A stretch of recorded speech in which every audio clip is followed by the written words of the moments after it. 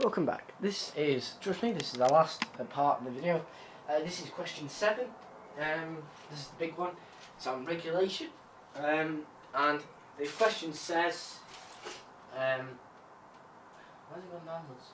Sorry. It says, discuss whether regulation is the most effective solution to the market failure arising from information failure. So, questions you need to define: market failure and information failure.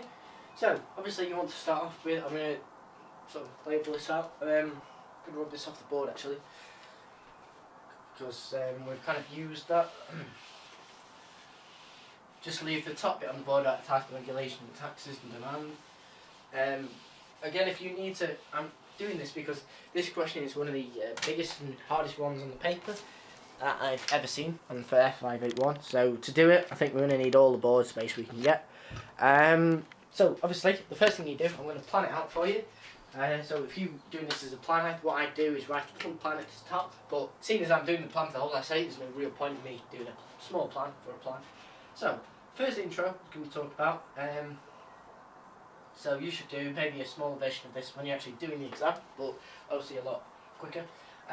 So first thing we're going to talk about in the intro is we're going to define the terms. So what you need to know is the definition for regulation. I'll go over these in a minute. Regulation. So if you don't know regulation, don't worry, I'm here. Regulation and market failure. I'm not going to write these down because it'll take quite a while to write the explanation down for them. So, regulation is a standard which is set by the government, and it attempts to reduce the overconsumption or production of goods by increasing their costs of producing each good. Yeah, well, it just basically restricts the amount. Basically, standards set by the government which attempts to control the consumption or production of goods by reducing them. So that's what regulation is. And market failure, you need to know market failure occurs each and every time a free market without government intervention fails to lead to the best or optimum use of scarce resources. So regulation is a standard set by the government that is attempts to reduce the consumption or production of goods, and then you say for the other part of the definition, talk about the market failure definition. And then you the market failure definition. Yeah, my jaw slams shut sometimes. So market failure definition, you talk about in a free market, which is free from government intervention. So you look at your levels of your market. So you've got formal, you've got free economy, you've got mixed, and you've got command. So you say in a free economy, market failure occurs every time a market without any government intervention fails to lead to the best or scarce use of resources. There's also something I've not put it there. It's called government intervention. Basically, where government intervenes in this situation actually makes it worse, or doesn't do it correctly. And obviously, there's a number of reasons for that. Just giving you a bit of overall information there. You don't need to know that. Also, sorry, yeah, in the question it says information failure, so that's a definition you need to put: information failure. So what is information failure? So we need to define information failure. Now the definition of information failure, I've put it down here as information failure occurs, and you state the three first where the individual lacks perfect knowledge to be able to make a rational decision, so basically an informed decision, and then you state three forms of information failure. So information failure, just to go over that again, definition is when an individual lacks the perfect knowledge to make informed decisions about choice, for example, and it could be the individual doesn't know wasn't told the information, doesn't act on it, or is given the incorrect information, which seem to be doing the most. So that's the intro. We've got tick tick tick. No, you give me a mark for that. Sorry, I confused you. So that's your intro. Now your first paragraph. Now your first paragraph is basically we say in this paragraph how regulation works. So we say, well, yeah, it's really good saying, well, we'll do regulation. It's a controlled thing. It reduces consumption and production. But we see, how does it actually do that? So how regulation works. So again, I'll explain this, so don't worry about that. So regulation works by limiting. One of the ways it works is by limiting the audience of a good. So basically, the regulation could be on driving, for example. You've got to be 17 to drive. So it says automatically, without even thinking about it, immediately when it's out there, it's out there. No one under 17 can drive. So that obviously cuts the road accidents down. Now we can't limit it to like 30 because people would get annoyed, uprising, government would be thrown out, and people would be driving anyway. So that's one of the things there. You can say why that is. So this would obviously, if regulation, so I'll just put it under here in this little thing. So we've got limit the audience is one way. You can put limit the time it's allowed to be purchased, for example, but I like limiting the audience because you automatically cut off, and you give an example, e.g. driving or smoking, for example, or anything that could be negative for an economy. So limit the audience, e.g. driving, introduce age limit or minimum, whatever you want to call it. Limit might be a bit weird. So you say you introduce the age limit, and this reduces the overconsumption because you reduce the age limit, you reduce the audience, which we talked about at the start. You mentioned it twice already there if you've done it this way. So you limit the audience, you reduce the audience because of the introduced age limit, for example, for driving. This limits the audience, this limits the overconsumption because less people can legally consume it. There's still going to be people who consume it, but generally the law-abiding public will consume it if it's against the law. So obviously the defeats the whole thing of law-abiding if they don't. So that's the main part of the first paragraph and the second paragraph. After these, that's fairly straightforward. We just go through advantages, disadvantages of regulation, I think somewhat with a paragraph, because it says how is it, is it the best solution? And obviously if it says that, it means it wants you to evaluate other points. So we said the first paragraph we talk about is the introduction, defining the terms that stay for any 18-mark question, whether it be taxation, positive externalities, information failure, or any other thing could ask you. Generally we would ask you on them. First paragraph, you say, well, how does regulation actually work? And you say, well, it limits the age group is one of them. You give an example. You say how that actually leads to reduction in consumption of a good, because people aren't going to produce it if there's a small amount, there's small supply, there's small demand, hence you reduce consumption and production of a good. So that's first paragraph. Your second paragraph, we go on to the advantages and disadvantages now. And just going to label out how I've done it in my book so I don't mess it up for you. Obviously you might want to plan this out.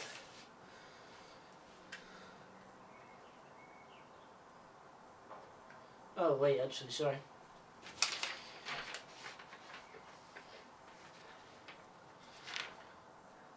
Sorry, just give me a minute. So, now we talked about the reducing of consumption. Oh yeah. So that's just one way, actually, for the first bit. I've just given one way it works, so I've wrote it down and trying to save a bit of space. You could say another way regulation attempts to correct overproduction is by the threat of written warnings. So basically to firms and producers, so it could influence. So basically if a regulation could shut down the business altogether, it can legally shut down a business for producing a good that they're not told they're not allowed to. So you've got introduce age limit. I've just put here in a different colour pen, written warnings. And this is bad for a business because, I mean, it gives it bad publicity. And bad publicity means poor sales, so they wouldn't. That may be even more bad than closing the business because they won't have a reputation and to uphold. So that's a key sort of thing there you need to put down. So there's just a few things there.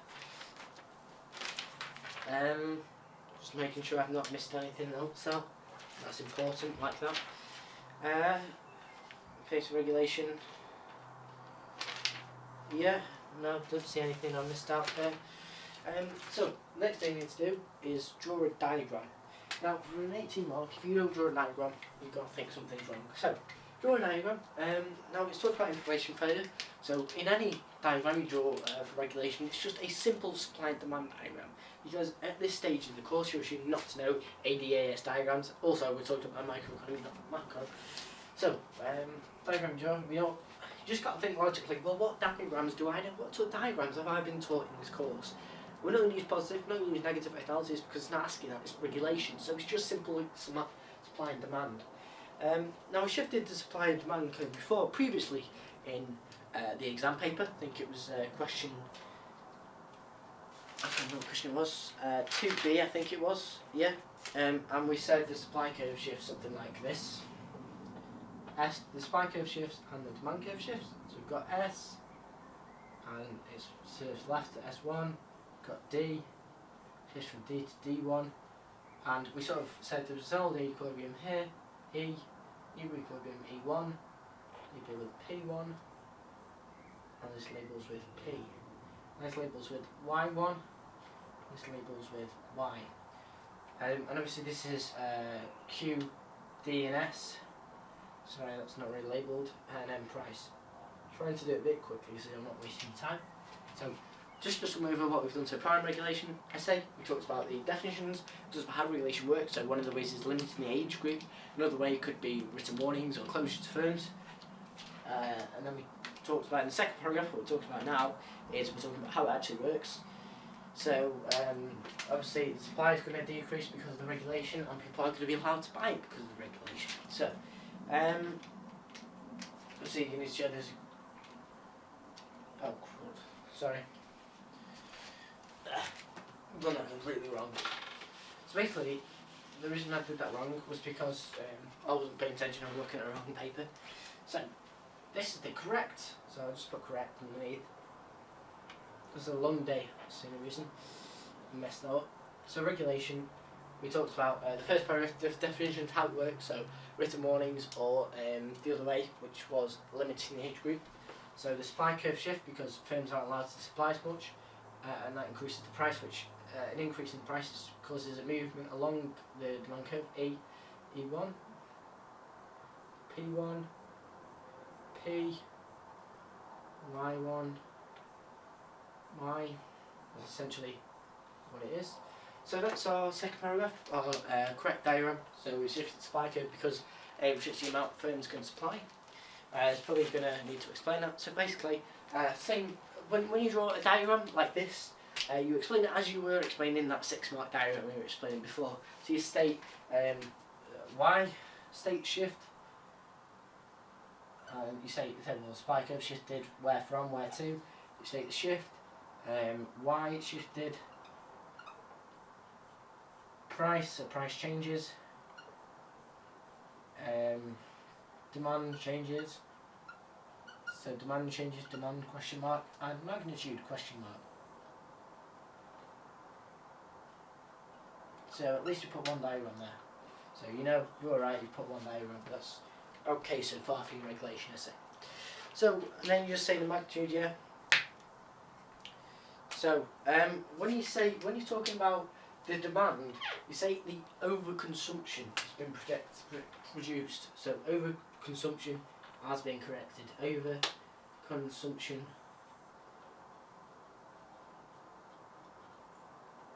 is corrected. Now you need to state that, otherwise an examiner will actually mark 10 or 11.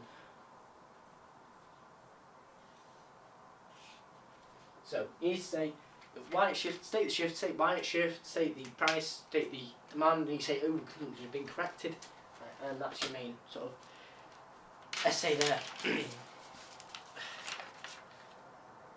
And now your third, fourth and fifth paragraphs.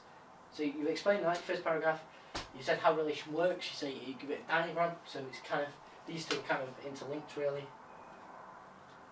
And then your third, fourth and fifth paragraphs are, depending on how many you want to do, you say advantages and disadvantages, so I'm just going to put it in a separate bubble over here. So you've got your advantages, now your advantage regulation, that could be, it's backed by the law, so you can talk about that. So backed by the law,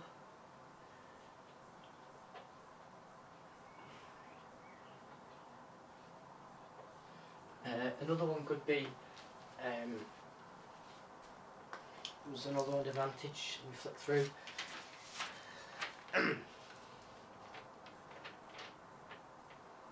Backed by the law, it's easy to understand.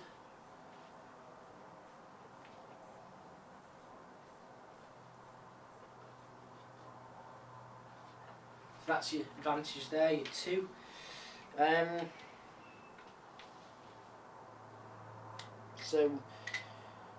So the legal requirement backed by the law is an advantage because it means they don't have an option to think it because there's a requirement of jail. So you talk about the likely punishments, so sort of term sentences, etc.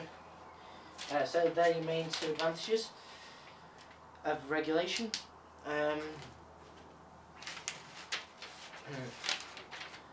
Having disadvantages, no revenue because obviously it costs, so no revenue, and there's an opportunity cost.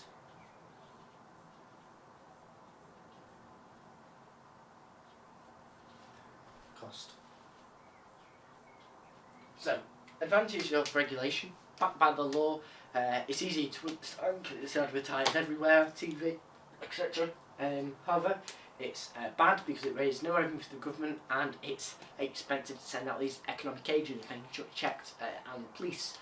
So that's your advantage disadvantages. Now we sum up in a nice sort of rounded way and say, well, yes, maybe regulation. Now we need to refer, when you're reading the conclusion, you need to answer the question.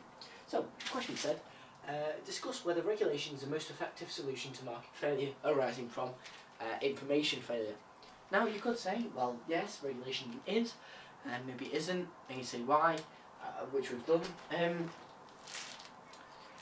Best thing to do, personally, the best thing is to use all of them, because tax, when you use taxes, it funds regulation, funds and send out of agents. They all reduce market failure, so taxation, regulation, taxation, regulation. You say a mix of them two. You say how it's mixed. And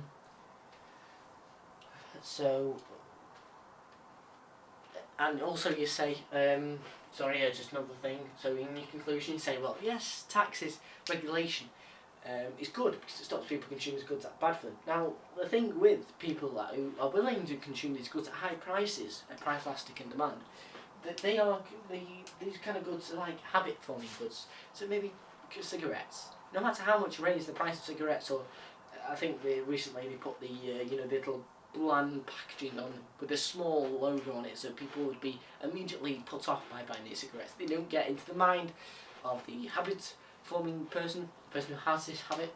No matter how much rubbish you put on the outside of the packet, they're still going to buy it because the cigarette hasn't changed.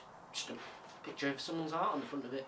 It's going to faze me, because if they're willing to take the risk of actually taking it in the first place, you've got to question the ability of their mind to look at this and think, no, that's bad, I can't take this. So personally, it's my opinion, it's quite pointless. So no matter how much you raise taxes, well, you could say you raise taxes, people demand really change. You can use regulation to force that, but people are still going to buy the good. It could lead to people in the informal economy getting the good when they shouldn't be having it, for example. So that's the overall. So conclusion, just to overview the conclusion. Basically, it says it's best with other forms of goods to fund it, and people who are on habit-forming goods generally are still willing to buy this at high goods prices to fund the regulation. So introduction, you state the definition. Second paragraph, you state how it works. Well, you introduce. So first paragraph, first real paragraph, second paragraph. First real paragraph, you talk about how it works. So you talk about age limits, so you talk about age limits is one of them, and written warnings is another one. You state the diagram, you show the diagram shifting, show a shift, and then you talk about the advantages and disadvantages of it. So you talk about an advantage could be it's backed by the law, it's easy to spot, however it doesn't raise any revenue for the government because people don't pay to have it regularised. Why would you? And also another disadvantage of regulation, it's hard to put a much value on. It's hard to put a value on it, which I haven't put on there, but yeah, that's one of the disadvantages. And then in conclusion, we sort of talked about that really. So we talked about the sort of depends on, you know, just answer the question in conclusion. So hopefully that's given you a bit of an idea of what to put for a regulation essay if it comes up. I strongly suspect it will, so I'd rewatch this video if I was you as many times as I could to get an idea and glimpse of what it might be like in the real thing. So I'll zoom in if you didn't get any of these points before because of my rubbish sort of lighting system. So we sort of introduced it, it's first paragraph, second paragraph, and then on the right was your fourth and fifth paragraphs. Depending on how many you do, obviously you'd expand them as we've just done. And you talk about the conclusion as answering the question. So that is a regulation essay done and dusted. The only other two you're probably going to get is the negative externalities and information failure, and positive externalities, of which just change accordingly. So, sorry about that, we'll see you in the next video.